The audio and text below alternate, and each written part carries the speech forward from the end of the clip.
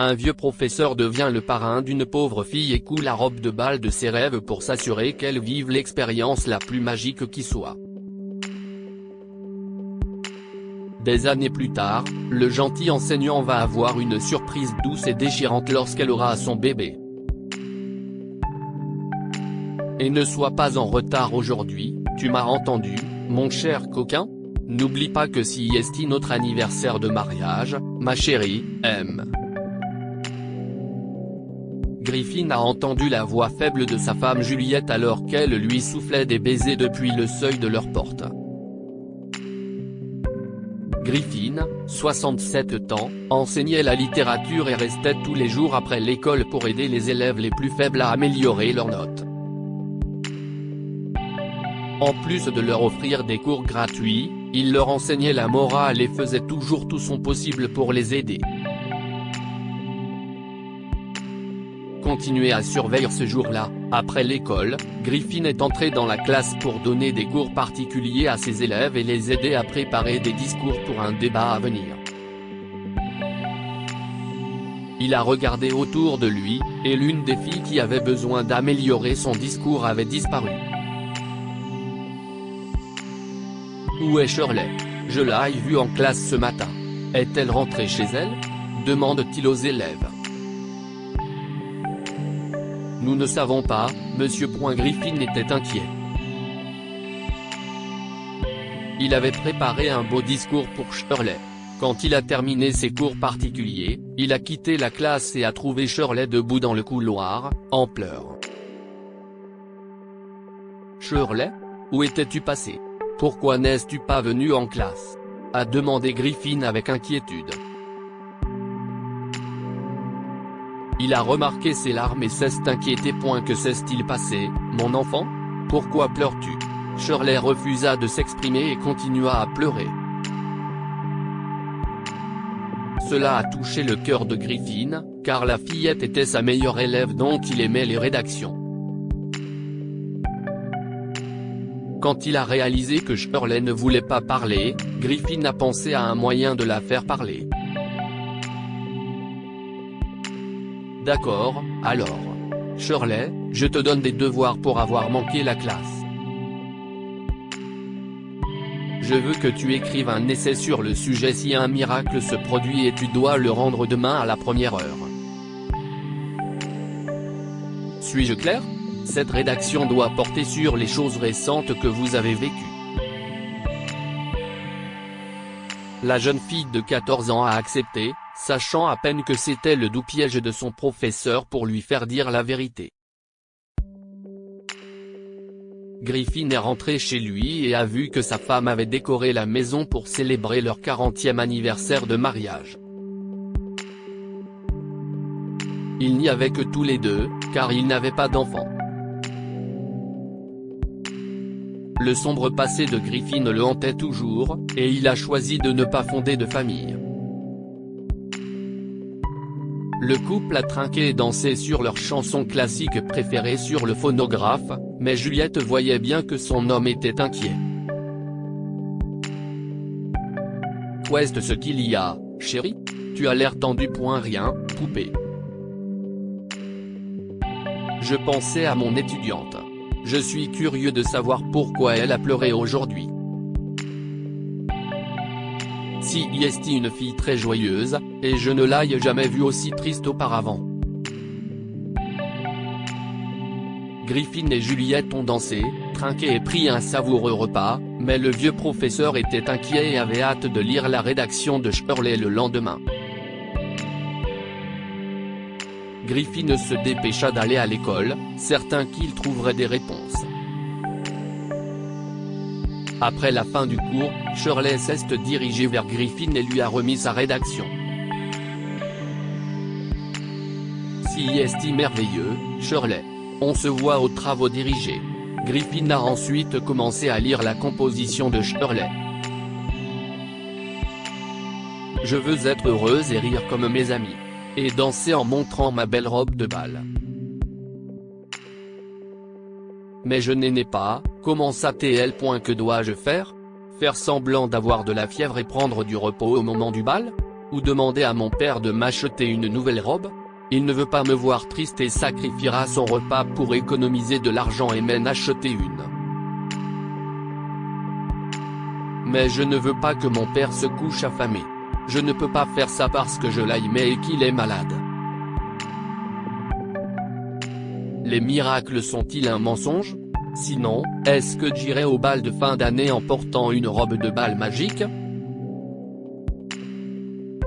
Les larmes ont coulé sur les yeux de Griffin lorsqu'il a appris ce qui avait fait pleurer Shirley. C'était une robe de bal, et elle n'en avait pas. Son père était malade et, en raison de sa pauvreté, Shirley ne pouvait pas s'offrir une nouvelle robe de bal fantaisie comme les autres filles. Je dois faire quelque chose. Je ne peux pas voir ma meilleure élève déçue et le cœur brisé, a pensé Griffin. Il s'est précipité dans la salle de sport pour chercher le maillot de rechange de Shirley et a appris qu'elle portait une taille M. Griffin s'est ensuite précipité chez lui après son dernier cours pour mettre son plan à exécution. Il a grimpé dans le grenier, à la recherche d'une vieille machine à coudre. C'était le seul souvenir précieux qu'il avait de sa défunte mère, et cela lui rappelait son enfance difficile, une enfance qu'il ne souhaitait jamais revivre. Quand Griffin était petit, sa mère veuve lui a appris à coudre, ainsi qu'à ses 4 frères et sœurs. Il cousait de magnifiques robes et costumes et les vendait dans les marchés d'antiquités pour un prix abordable afin de subvenir à leurs besoins. Griffin n'a jamais eu une enfance rose et se souvient des moments où il ne recevait qu'une tranche de pain pour le dîner. Sa famille était si pauvre, et le temps leur avait appris l'importance du travail et de l'argent. Bien qu'il se soit bien établi dans la vie plus tard, les jours difficiles de son enfance le hantaient encore. Il a décidé de ne pas avoir d'enfant parce qu'il craignait de mourir prématurément comme son père, laissant sa femme et ses enfants orphelins et les obligeant à lutter. Un nuage de poussière fait tousser Griffin qui revient à la réalité et commence à installer la machine à coudre dans son garage. Il s'est mis au travail jour et nuit après que Juliette se soit endormie. Juliette n'avait aucune idée de ce que faisait Griffin jusqu'à ce qu'une nuit, elle ne le trouve pas sur son lit. Elle a entendu des bruits de ronflement provenant du garage et a fait irruption, pour se figer en état de choc après avoir vu ce qu'il avait fait. Chérie, si est-il tellement beau? Pour qui est cette belle robe? Griffin sourit, et des larmes montèrent dans ses yeux. Tu te souviens de la fille dont je parlais l'autre jour? Si est-il pour elle? J'espère qu'elle l'aimera. Le lendemain après l'école, Griffin surprend Shirley avec une boîte de cadeaux. Qu'est-ce que si est-il, monsieur? Ce n'est pas mon anniversaire aujourd'hui. Vas-y, ouvre-le. Et dis-moi si ça te va bien. Shirley a déballé la boîte et a fondu en larmes en sortant une magnifique robe de bal. Elle était si belle, comme celle que portent les princesses dans les contes de fées. Comment avez-vous su? A-t-elle crié.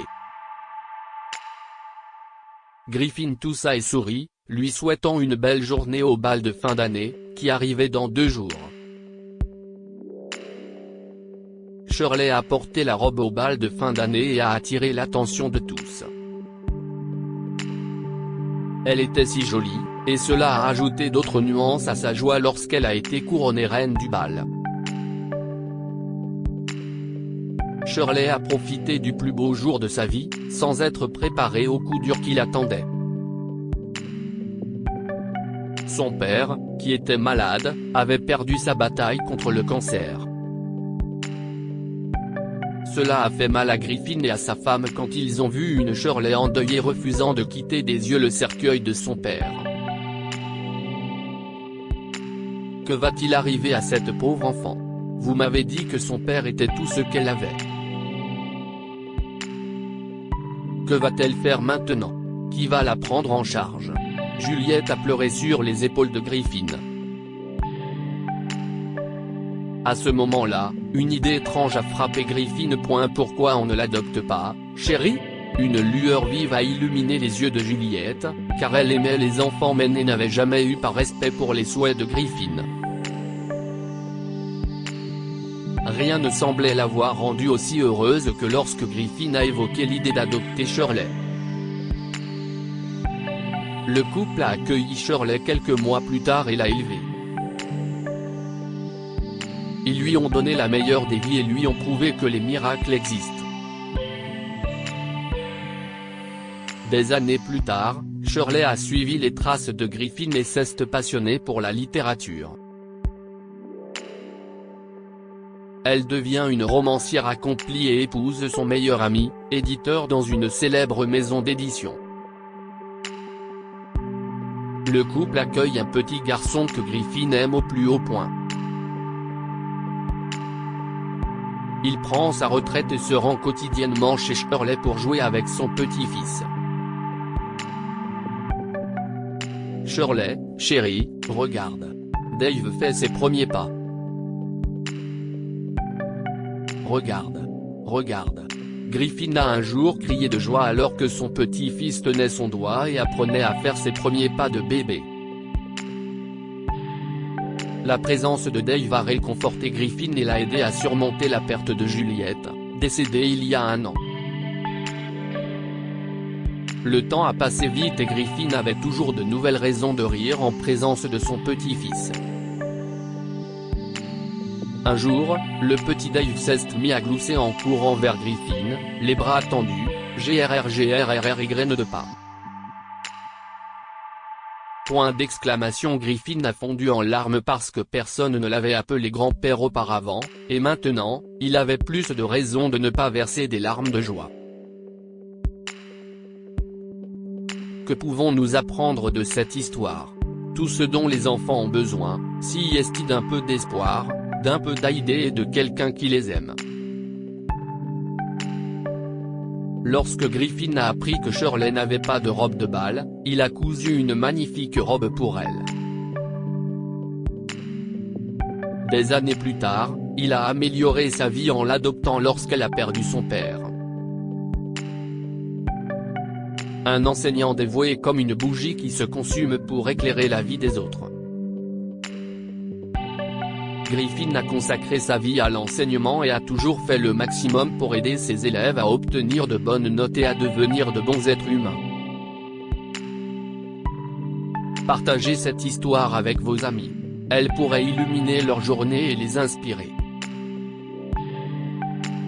Si vous avez aimé cette histoire, vous aimeriez certainement celle d'un garçon qui porte une robe de bal rouge et du rouge à lèvres au bal de fin d'année. Les enseignants se mettent à pleurer lorsqu'ils le voient. Cette histoire est inspirée de la vie quotidienne de nos lecteurs et rédigée par un écrivain professionnel. Toute ressemblance avec de véritables noms ou lieux est une pure coïncidence. Toutes les images sont utilisées uniquement à des fins d'illustration. Partagez votre histoire avec nous. Elle changera peut-être la vie de quelqu'un. Si vous souhaitez partager votre histoire, envoyez-nous un mail à info@amomama.com. Abonnez-vous à Amomama sur Google News.